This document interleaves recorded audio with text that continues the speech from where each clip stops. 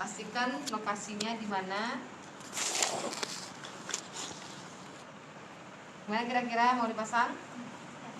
Di sini Ya, yang tidak bercabang, yang lurus, yang lebih menonjol atau kelihatan apabila diraba gitu, dirasa ya, terasa. Jadi mudah untuk kita menusukkannya nanti. Kalau dia tipis, susah nanti lari dia. di sini. Di punggung tangan. Sebelah itu Pak.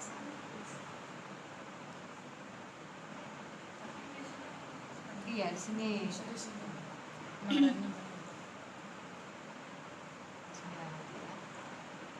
Ini karena udah terlalu banyak tusukan jadi udah pecah. Nah, sini aja nanti. Kalau di sini berarti kita pasang ya tourniquetnya di sini. Nah, sebelum ini udah tahu cara menggunakannya? Sudah balik. Juga terbalik ya.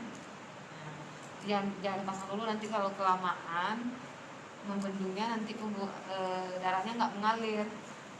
Jadi untuk pemasangan tourniquet ini, kalau kita sekiranya memasangnya di sini, jangan terlalu dekat kali di sini masangnya, agak dijauhkan. Nah seperti inilah mungkin ya. Nah, tapi jangan dikunci dulu, karena akan lama lagi prosesnya. Udah digantung, udah dibuka, plester udah disiapkan. Kira-kira apa lagi? Tempo udah didekatkan. Kita pakai, misalnya kita anggap orang dewasa ya, boleh 18 atau 20. Tapi yang paling sering biasanya dewasa pakai intusi, biasanya pakai yang 18 atau 20 lah ya.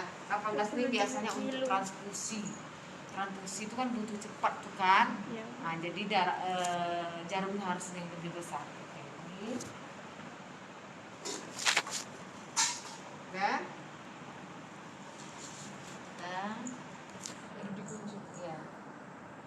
Nah, pada saat kita ngunci selipkan jari kita, karena kalau nggak diselipkan nanti kadang kejepit kulitnya. Nah, diselipkan. Nah, ini suruh pasiennya menggenggam ini. Pasien menggenggam baru kita bentuk. Nah, itu biar lebih jelas nanti ini contohnya. Kalau orang tulis kelihatan ini.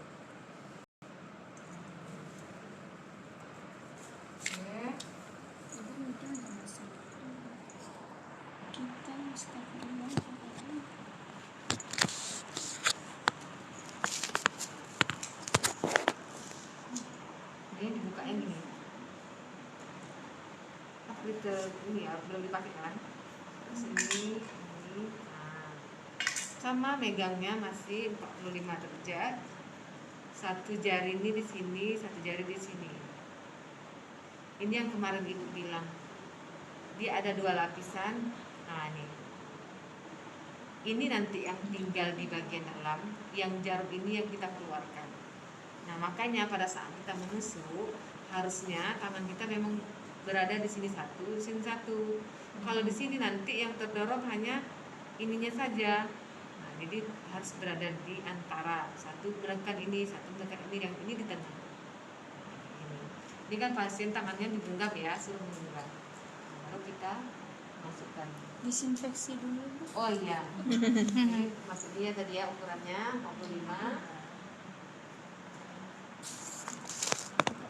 Infeksi sekali usap aja.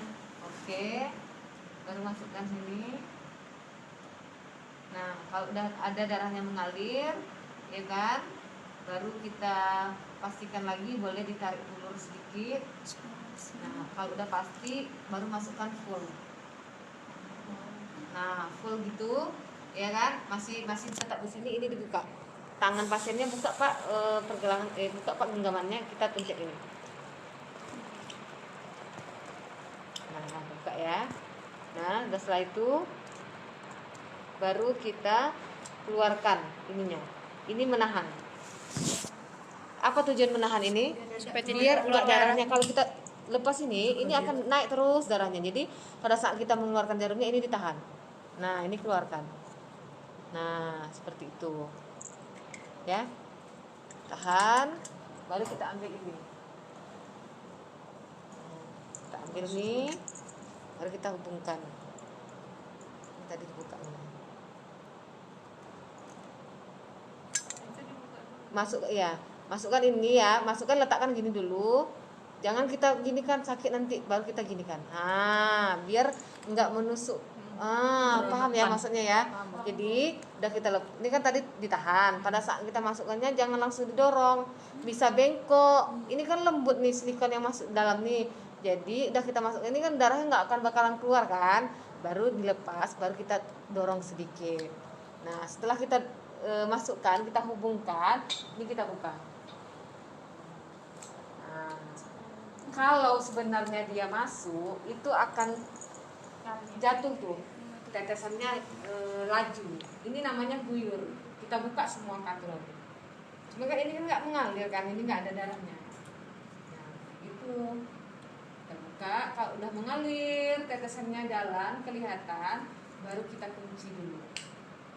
Nah, kita kunci ini dia, baru kita pasang plaster. Boleh pakai ini. Atau jarang sih sekarang udah menggunakan ini, menggunakan kasa. Tuh,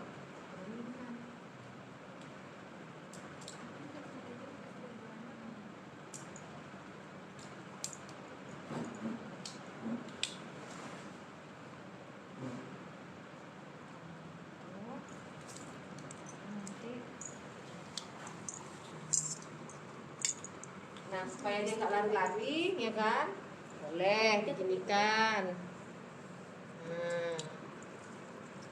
Atau mau diselipkan di mana, sini lagi boleh kayak gitu. Jadi dia nggak lari dia. Kalaupun pasiennya agak gerak-gerak, ini kan udah ditahan di sini, jadi nggak terlalu bergerak dia yang di sini. Gitu. Nah, baru kita buka lagi, baru kita atur berapa tetesan. Misalnya 20 tetes per menit, kita atur jalannya.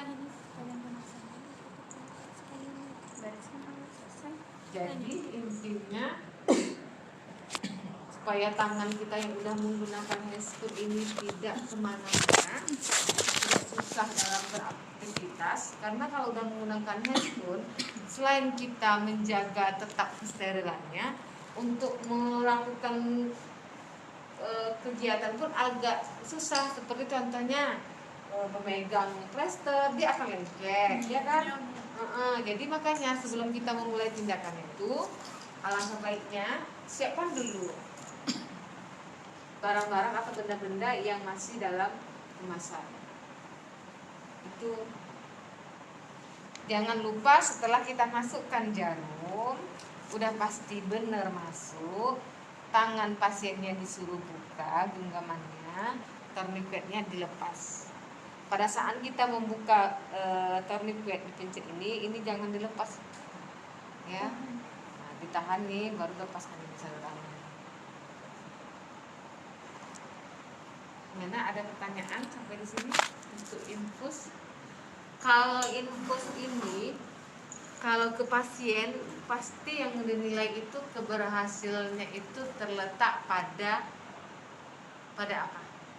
Kalau pada pasien beneran ujiannya, letak keberhasilan itu dinilai pada berhasil tidak dia menusukkan venanya dan mengalirkah dia. Tetapi kan sekarang kondisinya kalian ujian tidak menggunakan pasien. Ya udah, berarti kan agak sedikit berkurang tuh kalian ininya was-wasnya. Karena apa? Yang dinilai di sini hanya langkah dalam melakukan tindakan, iya kan?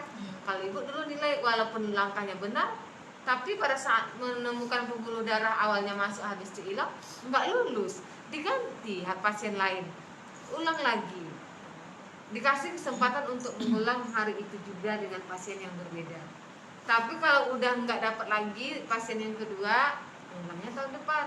Nah, berarti kan intinya ada untungnya untuk kalian saat ini pasiennya itu phantom. Berhasil tak berhasil nggak kelihatan loh di sini. Berarti yang dinilai cuma langkahnya aja seperti yang tadi ibu lakukan, iya kan? Mau dinilai tidak di situ tetesannya gitu. Nah, jadi benar-benar langkahnya itu harus diingat.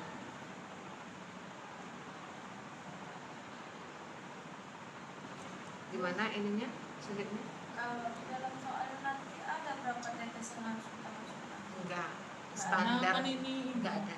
Standar memang untuk pasien dalam kondisi dirawat apapun itu jenis penyakitnya, standarnya itu ya tetesannya itu 15 sampai 20 tetes per menit. Kecuali yang di luar dari yang biasa, dengan dia perdarahan, terus dia mengalami dehidrasi misalnya kan, terus dia berarti dia butuh transfusi, cairannya itu memang udah dehidrasi lah ya, tingkat berat dehidrasinya, itu harus diguyur. Diguyur tuh maknanya dia nggak ada tetesannya, nggak ada hitungan lagi. Buka ini semua katrolnya ini mengalir laju dia, ini terbuka semua dia. Nah, kalau mengunci kan di bawah, kalau membuka di atas. Nah, kalau misalnya kita dengan mengatur berapa tetesan, tinggal kita mainkan aja katrolnya itu. Semakin laju dia semakin terbuka dia seperti ini. Jadi nggak ada ketentuannya itu berapa, tergantung. Kalau kita di rumah sakit pastinya kita ikut saran dokter kan. Nah, dokter yang tahu kondisi pasien ini harus dilakukan pemasangan infus itu berapa kebutuhannya gitu. Untuk standarnya itu tadi 10 sampai 15 atau 15 sampai 20. Nah, berbeda lagi misalnya pada ibu hamil misalnya, bukan ibu hamil ya, ibu yang ingin melahirkan dengan kondisi dia misalnya ada penyakitnya itu dalam kehamilan itu, dia ada penyakit itu pada saat hamil saja. Di luar dari hamil penyakit itu nggak akan dialami oleh siapapun gitu. Nanti belajar penyakit yang menyertai pada saat hamil. Salah satunya namanya eklamsi atau preeklamsi, pernah dengar? Nah, itu nanti di ciri-ciri pada pasiennya itu dia mengalami bengkak pada muka, pada tangan, pada kaki, bengkak wajahnya kan, bengkak-bengkak lah pokoknya, itu berarti kan ada penumpukan cairan. Terus dia diikutkan juga dengan tekanan darah yang tinggi, tensinya tinggi, terus dia lagi kalau diperiksa labornya proteinnya tinggi. Nah, itu berarti udah mengarah ke preeklamsi atau mungkin bahkan sampai eklamsi. Kalau eklamsi berarti itu pasien udah kejang. Nah, kalau kondisinya hamilnya masih belum ATRM, belum cukup bulan, belum 38, belum 40 minggu misalnya, dengan kondisi misal contoh Bu Tina sekarang kan kondisinya lagi bed rest di rumah sakit karena memang BJJ-nya rendah, lemah, Bu Tina juga tensinya agak tinggi karena mungkin kelelahan. Nah, usia kehamilan misal 35 saat ini, ya kan? Nah, kalau misalnya penyakitnya itu mengarah ke preeklamsi yang Ibu sebutkan tadi, nah itu bisa kita kasih dengan namanya MGSO4. Nah, MGSO4 itu seperti ini dia, cairan infus kayak gini, dia bentuk cairan infus juga, cuman namanya MGSO4. Kali itu kan RR, ini laktat, ini NaCl, ini NaCl, ini glukosa, ya kan? Dia ada MGS4, dia agak warna biru kayak gini juga, tapi bacanya MGS4 itu biasanya diberikan pada ibu hamil dengan kondisi yang penyakit tadi. Nah, itu biasanya tetesan yang dianjurkan oleh dokter, SPOG, OBGYN, ya, obstetrik ginekologi.